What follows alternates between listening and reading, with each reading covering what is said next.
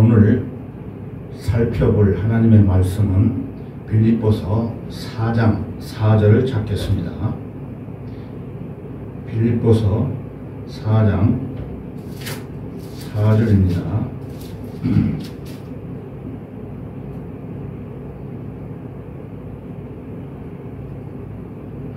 4장 4절입니다. 주 안에서 항상 기뻐하라. 내가 다시 말하노니 기뻐하라. 주 안에서 항상 기뻐할 수 있는 비결이라는 제목으로 설교하겠습니다. 주 안에서 항상 기뻐할 수 있는 비결. 자, 기쁜 일이 있으면 누구든지 순간적으로 어떤 반응이 일어나지요.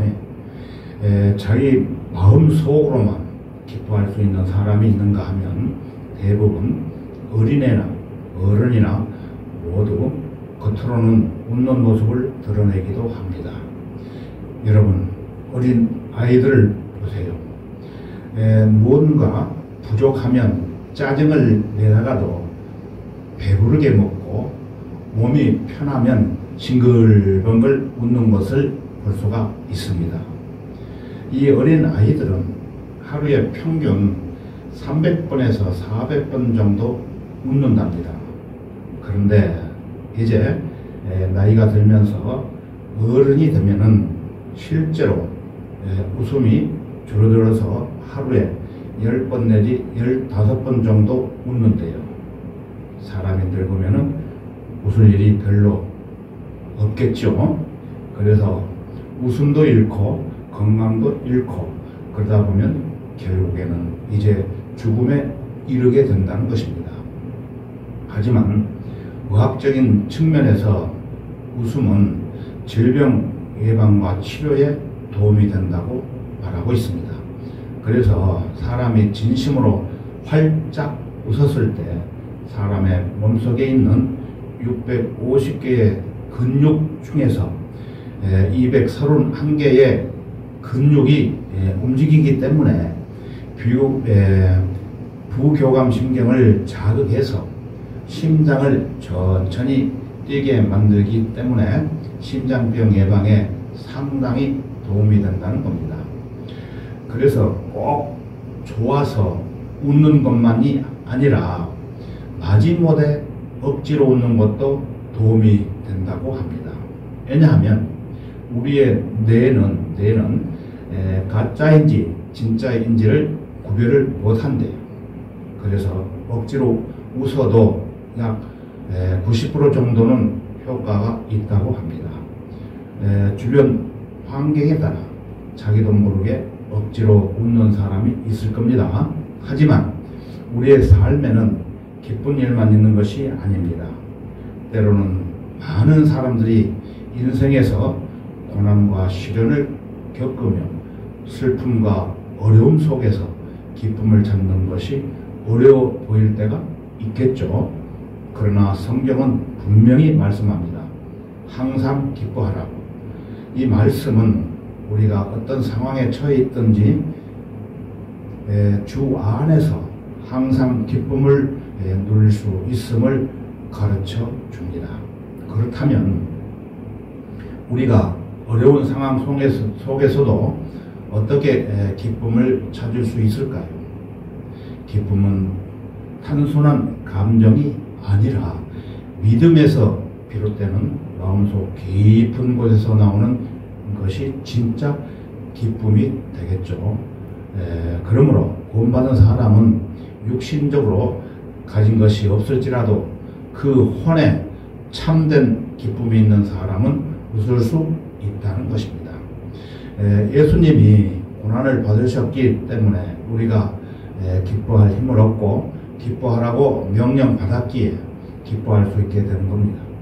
이 권면을 받을 수 있는 사람은 복받은 사람입니다.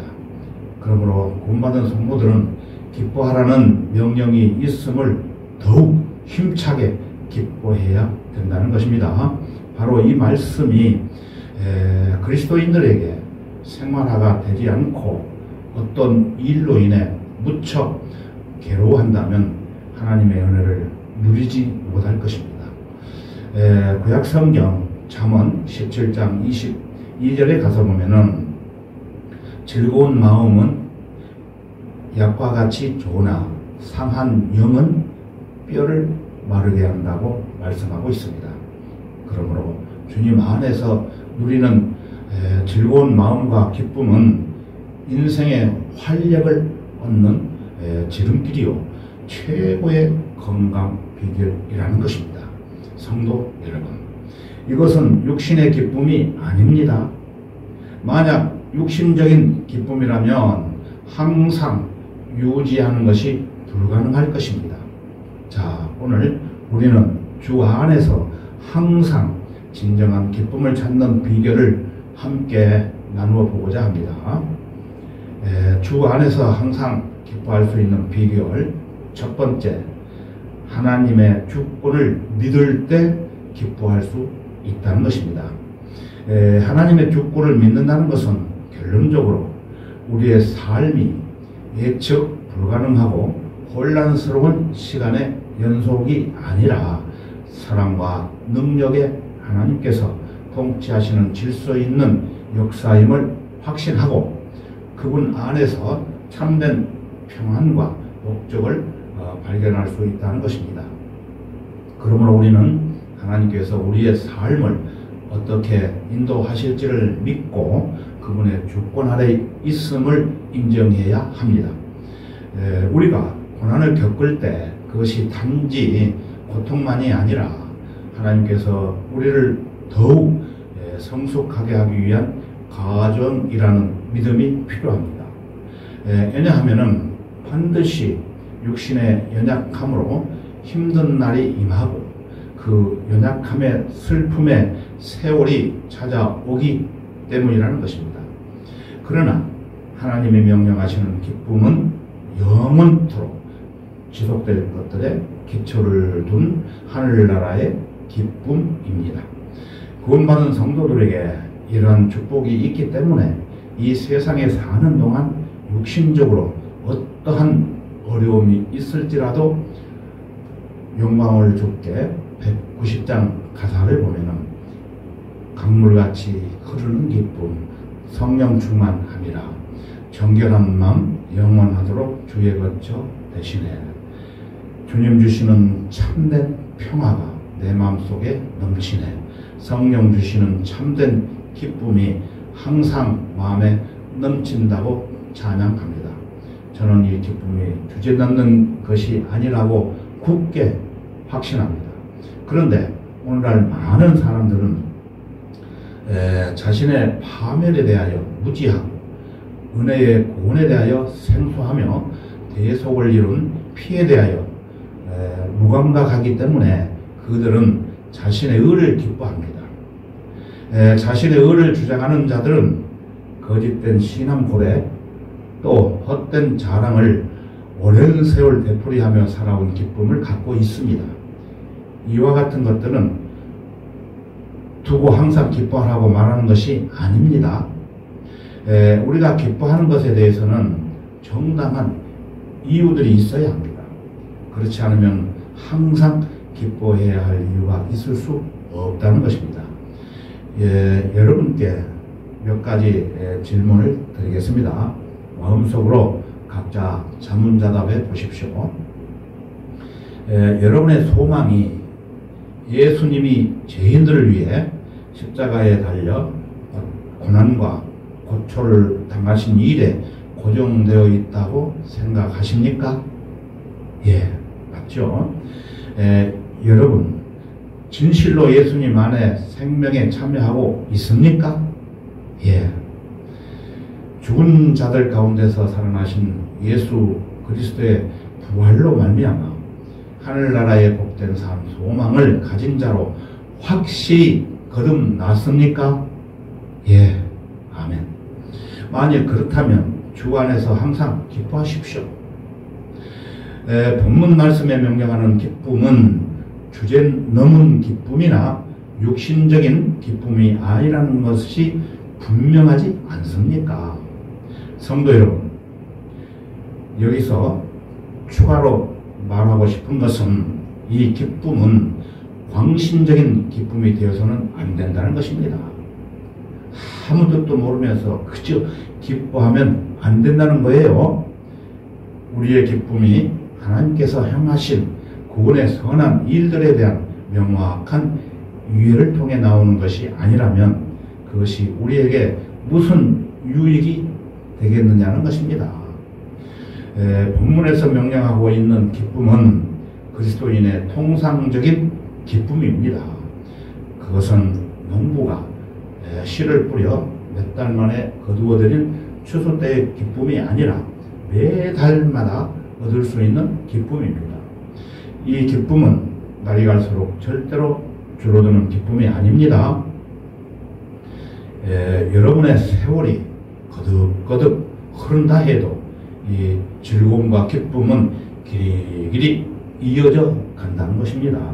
그러므로 우리의 마음과 생각까지도 모두 하나님께 맡겨야 되겠죠. 주 안에서 항상 기뻐하라. 이 기쁨은 여러분의 육체적, 정신적 또는 영적 또는 인격의 소금으로 작용할 것입니다. 자, 주 안에서 항상 기뻐할 수 있는 비결 두 번째입니다. 이제 여러분이 이 기쁨에 빠지는 것을 돕기 위한 것입니다. 주 안에서 항상 기뻐하라. 우리가 무엇으로 이 기쁨의 잔치를 항상 유지할 수 있을까요? 생각해 보셨습니까? 구약 성경 시편 37편 4절에 가서 보면은 또 주를 기뻐하라. 그리하면 그가 내 마음의 소원들을 내게 주시라고 언급하고 있습니다. 이 말씀은 많은 그리스도인들에게 깊은 찔림을 주는 구절이기도 합니다. 사람은 누구나 다 마음의 소원을 가지고 있습니다. 믿는 사람이라고 해서 세상에 관한 소원이 없는 것은 아니지요. 이 땅에 살면서 각자가 나름대로 크고 작은 소원들을 마음에 갖고 있으며 세상 사람들과 달리 영적인 소원도 우리 모두가 다 가지고 있다는 것입니다. 보통 우리는 마음의 소원이 이루어져야 기뻐할 수 있다고 생각하기 쉽지만 이 말씀은 순서를 바꿔 생각하도록 합니다. 또 주를 기뻐하라. 그리하면 그가 내 마음의 소원을 내게 주시리라. 그런데 저나 여러분은 전반부에는 관심이 없고 아마 후반부인 그가 내 마음의 소원을 내게 주시라는 말씀에 관심이 많을 것입니다. 우리가 이 구절을 보면서 꼭 주의해야 할 것은 앞과 뒤를 골고루 잘 보면서 그 의미를 묵상해야 되는 것입니다. 마음의 소원, 그것을 얻느냐 못 얻느냐의 여부는 우리 손에 달려있는 것이 아니다 하는 것을 먼저 주목해야 합니다. 내가 내 마음대로 하는 것이 아니고 그것은 조건부라는 것입니다. 조건부. 하나님이 이루어 주시되 그 조건이 갖추어질 때 내 마음의 소원들을 내게 주신다는 말씀입니다. 그 조건은 여러분 무엇이라고 생각하십니까? 구약 성경 시편 5편 11절에 가서 보면은 그러나 주를 신뢰하는 모든 자들은 기뻐하게 하시고 주께서 그들을 보호하셨으니 그들로 항상 즐거움으로 소리치게 하시며 주의 이름을 사랑하는 자들도 주 안에서 즐거워하게 하소서. 항상 즐거움으로 소리치게 하시며 주의 이름을 사랑하는 자들도 주 안에서 즐거우게 하소서. 이렇게 말씀하고 있습니다. 자, 주 안에서 즐거워할 수 있는 조건은 먼저 주의 이름을 사랑하는 자는 즐거워하게 된다는 것입니다. 그러면 원인은 사랑이요 즐거워하는 것은 결과입니다. 하나님을 사랑하라. 그리하면 즐거움이 따라오게 된다. 그 말이에요. 그러니까 이것을 바꿔서 하나님을 사랑하라는 말씀을 뒤로 하고 하나님을 기뻐하라, 즐거워하라 하는 말씀에 관심이 더 있다는 겁니다. 우리가 잘 아는 바와 같이 신명기 6장 5절에 가서 보면은 너는 내 마음을 다하고 내 혼을 다하고 내 힘을 다하여 주 너의 하나님을 사랑할지니라고 말씀하고 있습니다. 하나님을 사랑할지니라, 이 말씀은 최고의 명령이라는 것입니다. 여러분, 하나님을 사랑합니까? 내 가슴이 즐거움으로 가득할 만큼 하나님을 더욱 사랑합니까? 마음에서 그 사랑 때문에 기쁨이 솟구쳐 오를 정도로 사랑합니까? 하나님을 사랑하는 감정이 정말로 나에게 있다면 이 험악한 세상에서 방황하지 않고 하나님과 함께 동행하실 겁니다. 베드로전서 1장 8절에 가서 보면은 너희가 그를 보지 못하였으나 사랑하며 지금도 보지 못하였으나 믿고 있으며 또 말할 수 없이 영광으로 가득 찬 기쁨으로 즐거워하나니라고 말씀하십니다. 그리고 요한일서 1장 4절에 보면은 우리가 너희에게 이런 것들을 쓰면 너희의 기쁨이 충만하게 하려는 것이라고 말씀하셨습니다.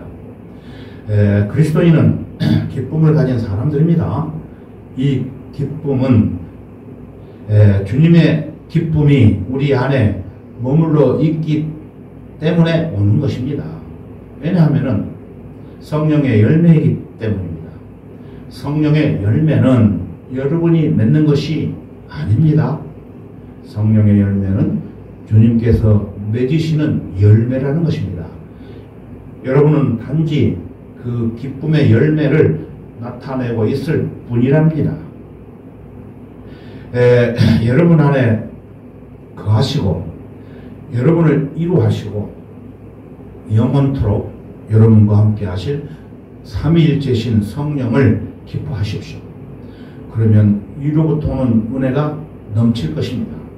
성도 여러분, 우리가 성경대로 믿는 올바른 마음을 갖고 있다면 복음의 모든 교리가 우리를 기쁘게 하고 복음의 모든 약속과 교훈이 우리를 기쁘게 할 것이라고 저는 확신합니다.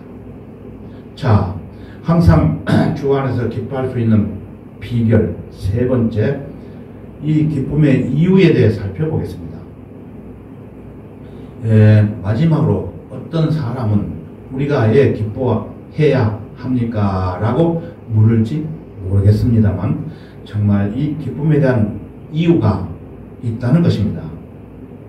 무엇일까요? 여기서 우리는 그렇게 하면 우리가 행복해지기 때문이라는 논증을 해서는 안 된다는 겁니다.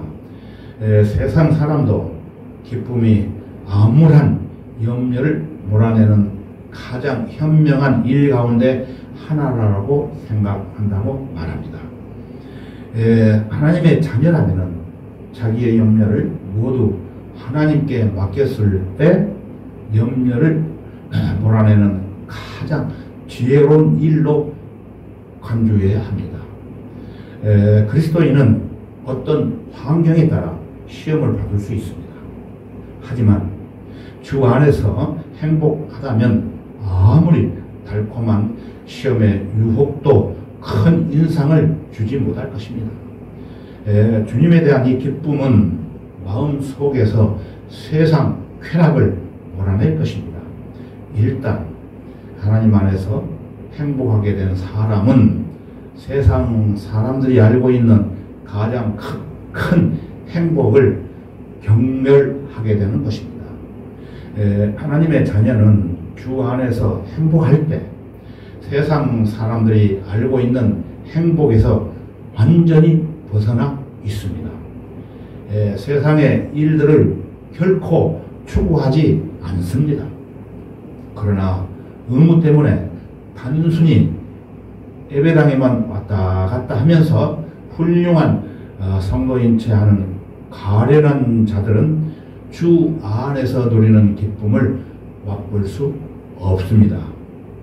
그들은 수시로 쾌락을 맛보아야 한다고 공공연히 말하면서 특히 육신적인 오락으로 자기들의 기쁨을 위해 세상 마귀로 가는 것입니다. 그들은 신앙 생활을 하면서 기쁨을 전혀 찾지 못하기 때문에 즐거움을 위해 사탄의 궁전으로 가서 즐거움을 느낍니다. 거기서 사탄을 바라보는 모습을 보는 것은 이상한 일이 아니겠죠. 주 안에서 항상 기뻐하는 사람은 동료 그리스도인들에게 큰 힘이 되어줄 것을 믿습니다. 그가 여러분 옆에서 얼굴만 보여줘도 좋을 것입니다. 주 안에서 항상 기뻐하는 얼굴을 가진 성도들이 여러분의 주변에 있으면 그들의 말은 온기를 주고 힘을 줄 겁니다. 그들이 있는 방 안에는 기쁨의 향기로 가득 채우지 않을 수가 없습니다. 그러므로 그 주변에 있는 사람들은 그들의 만족의 뜻을 함께 할 수 있기 때문에 똑같이 행복하게 될 겁니다. 이것이 죄인들을 매료시키는 바로 그런 일입니다. 구원받은 그리스도인들은 그리스도의 향기를 풍길 수 있도록 항상 기쁘게 살아야 되겠죠. 그렇게 하면 다른 사람들이 예수님에게 매료되어 하늘나라로 인도함을 받게 될 것입니다. 주 안에서 항상 기뻐하라. 내가 다시 말하노니 기뻐하라. 바울은 다시 한번 기뻐하라고 우리에게 권면하고 있습니다. 주 안에서 기뻐하는 것은 모든 불화의 치료책입니다. 기쁨 속에는 놀라운 치료의 능력이 들어있기 때문이죠. 특별히 행복한 게 아닌데도 왠지 나도 모르게 마음에서 떠나지 않는 기쁨. 주님께서 늘 함께 하심으로 오는 그 은은한 기쁨. 이것이 그리스도인들의 기쁨이라는 것입니다. 이것은 세상 여건이나 자신이 애형적으로 처해 있는 상황과는 아무런 상관이 없습니다. 하늘의 소망을 가질 때만 기뻐할 수 있다는 것입니다. 우리는 이 땅에서 겪는 고난과 어려움에 집중하기 쉽지만 하나님은 우리가 이 땅의 일들만을 바라보지 않고 영원한 하늘의 소망을 품기를 원하십니다. 하늘의 소망은 우리의 고난을 이겨낼 수 있는 힘이 되어주며 이 세상 모든 슬픔을 넘어서는 기쁨을 우리에게 제공합니다. 우리가 하늘의 소망을 가진다는 것은 단순히 미래의 영광을 기다리는 것이 아니라 그 소망이 현재의 삶에 영향을 미치고 우리의 태도와 마음을 변화시킨다는 의미입니다. 성경은 우리의 고난이 잠시뿐이며 하나님께서 예비하신 영광은 말로 다 할 수 없을 만큼 크고 아름답다고 말씀합니다. 그래서 로마서 8장 18절에 보면은 이는 현재의 고난들이 우리에게 나타나게 될 영광에 감히 비교되지 못한다고 내가 여기기 때문이라고 말씀합니다. 이 말씀은 우리가 현재 겪는 고난이 일시적이며 그것이 하나님께서 우리에게 주신 영원한 소망과 비교할 수 없을 정도로 작은 것임을 깨닫게 합니다. 하늘의 소망을 가진 사람은 세상의 어려움과 고난을 넘어 하나님이 예비하신 영광을 바라보며 그 힘든 순간을 이겨낼 수 있습니다. 사도 바울은 고린도후서 4장 17절에서 이렇게 말합니다.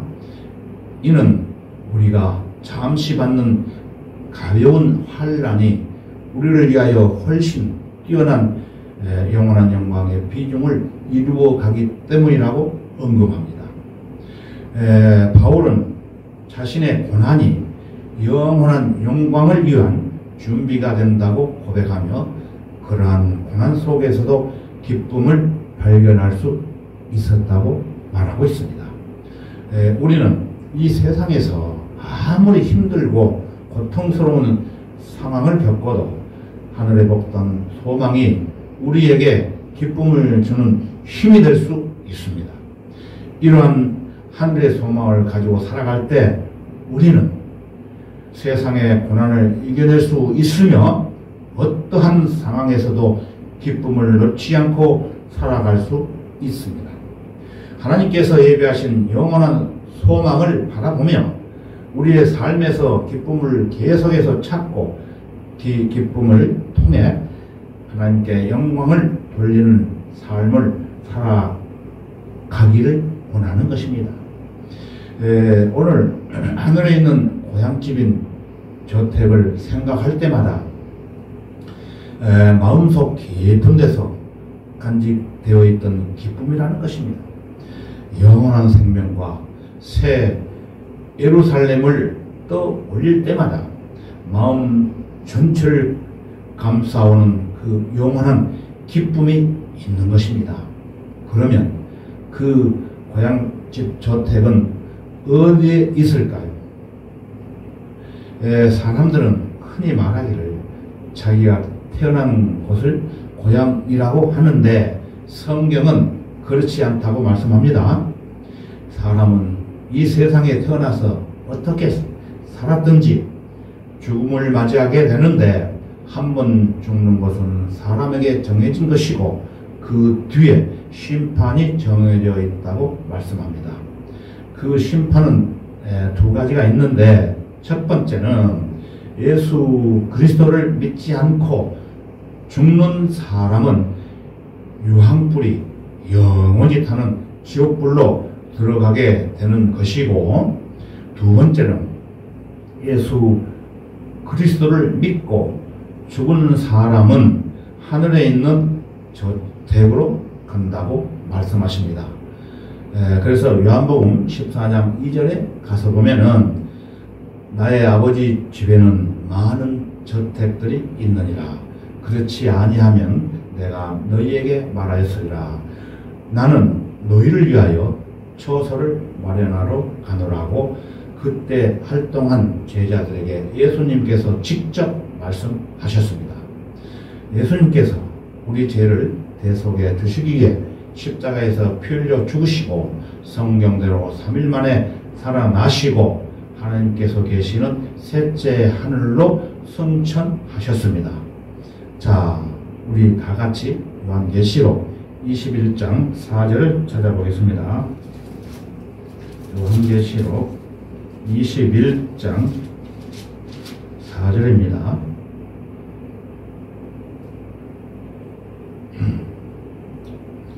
(21장 4절) 하나님께서 그들의 눈에서 모든 눈물을 닦아내시며 다시는 사망이나 슬픔이나 울부짖음이 없고 고통 또한 없으리니 이는 이전 것들은 다 사라져 버렸음이라고 하더라.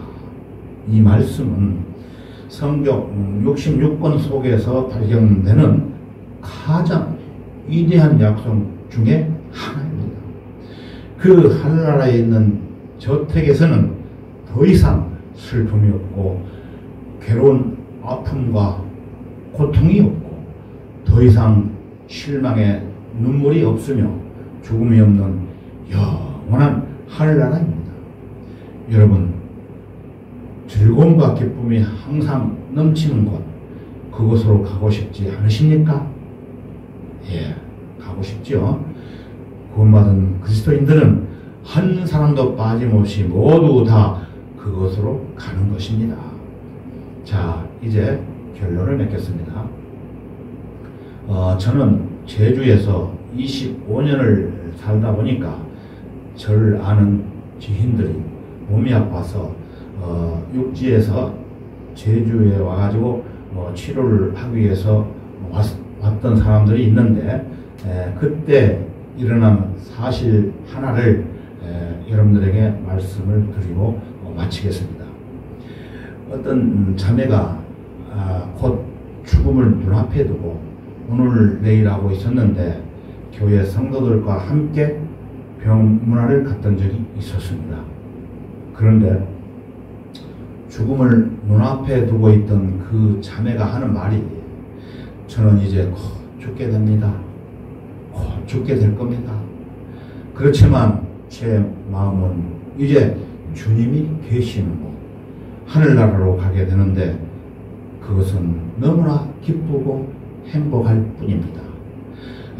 그곳에 가면 구원받은 저의 부모님과 구원받은 남매들을 만날 수 있고, 또 보고 싶은 친인척, 친구들을 만날 수 있기 때문에 기쁘고 좋아요. 그런데 제가 평소에 제일 좋아하는 찬송가가 있어요. 하늘 가는 밝은 길이라는 찬송가가 있는데 이 찬송가를 마지막으로 꼭 한번 듣고 싶어요. 불러주실래요? 그러자 함께 간 성도들은 한 목소리로 한결같이 하늘 가는 밝은 길이 내 앞에 있으니 슬픈 일을 많이 보고 늘 고생하여도 하늘 영광 밝음이 어두운 그늘에 치니 예수 공로 의지하여 항상 빛을 보도다. 시간 관계상 3절을 해보겠습니다.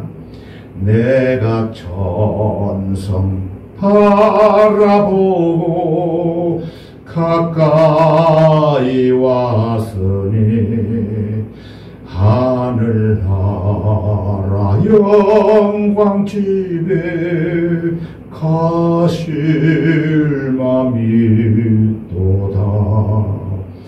나는 부족하여도 나를 영접하시니 영광 나라 계신 임금 나의 구주 예수라. 못 불러봐도 한번 불러봤습니다. 그때를 생각하면서 이 찬송가를 끝까지 부를 때까지 그 자매도 따라 불렀고 아무 고통도 없이 편안하게 눈물을 감게 되었던 것입니다. 이것이 바로 항상 주 안에서 기뻐할 수 있는 저와 여러분의 마음에서 우러나오는 영원한 기쁨의 소망이라는 것입니다. 오늘 우리는 이 어려운 상황 속에서도 어떻게 기뻐할 수 있을지에 대해 몇 가지를 살펴보았습니다. 기쁨은 단지 좋은 일이 있을 때만 경험하는 감정이 아니라는 것을 보았습니다. 고난과 시련 속에서도 하나님께서 우리와 함께 하시며 그분의 계획을 신뢰할 때 우리는 그분이 주시는 평안과 기쁨을 경험할 수 있다는 것입니다. 그것은 하나님을 신뢰하고 그분의 뜻을 받아들이며 우리가 처한 상황을 넘어서는 것입니다. 우리의 삶은 고난과 기쁨이 교차하는 여정이라는 것입니다.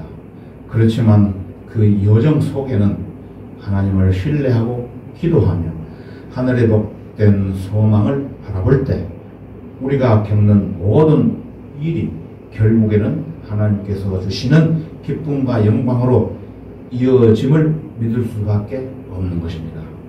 오늘부터 우리의 삶 속에서 하나님이 주시는 기쁨을 주님의 몸된 교회 안에서 서로 사랑하며 서로 세워주고 서로 위로하며 주님께서 늘 풍성히 주시는 기쁨을 만끽하면서 여러분 모두가 주 안에서 주님의 뜻에 따라 항상 기뻐하며 살아가는 귀한 성도들이 되시기를 바랍니다.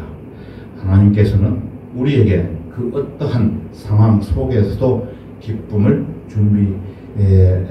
준비시켜 주신다고 약속하셨습니다. 하나님께서는 우리에게 그 어떤 상황 속에서도 기쁨을 주실 준비가 되어 있다고 약속을 하셨습니다.